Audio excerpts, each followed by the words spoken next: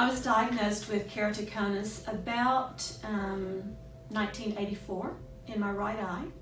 At that time, I was told that at once I would have to have a cornea transplant. But you have to think in the 80s that was very scary, and it was something I chose to ignore. So fast forward to 2016, my eye had gotten very uncomfortable. I wear hard contacts and have only worn hard contacts. But it was at the point that I was putting the contact in and out several times a day. It just was never comfortable. So I came to see Dr. Robert, and he told me in November of 2016 that I needed an immediate corneal transplant. And I went, oh, no, because we had plans of travel, and I thought this just isn't going to work. So I then saw Dr. Richard, who would be doing the transplant, and he said, no, we can wait a couple of months, that's not a problem. So on February the 14th, Valentine's Day of 2017, I had a right eye corneal transplant. Thought things went well. Didn't really ask enough questions, I think, ahead of time. I was told what to expect, but in the long run, it was not quite what I thought. So I had the transplant. About 2 weeks later, we had to go back in and do a second surgery, which is not unusual, but unfortunately for me, that same day, I got shingles. So besides dealing with eye issues and the shingles issues, it became very challenging for me. I am usually a very positive person, but I also found that there just were a lot of issues to have to deal with that I was not planning on.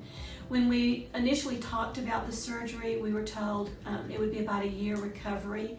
For me, it's now 20 months on. We're not completely recovered, but 98%.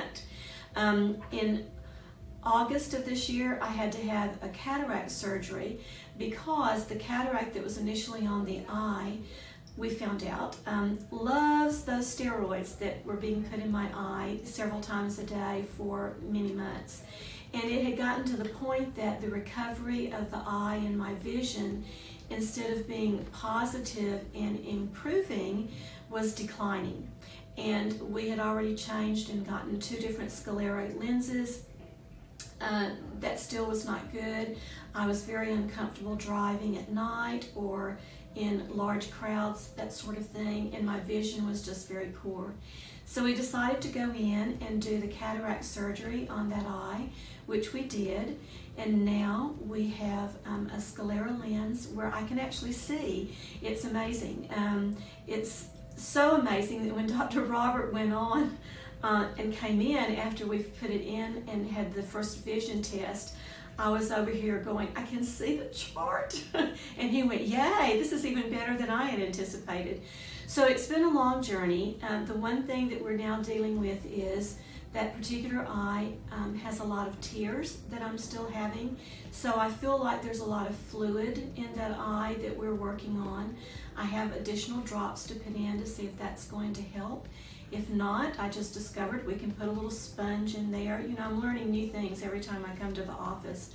But it's been a journey that has been a very positive one if I think of the overall.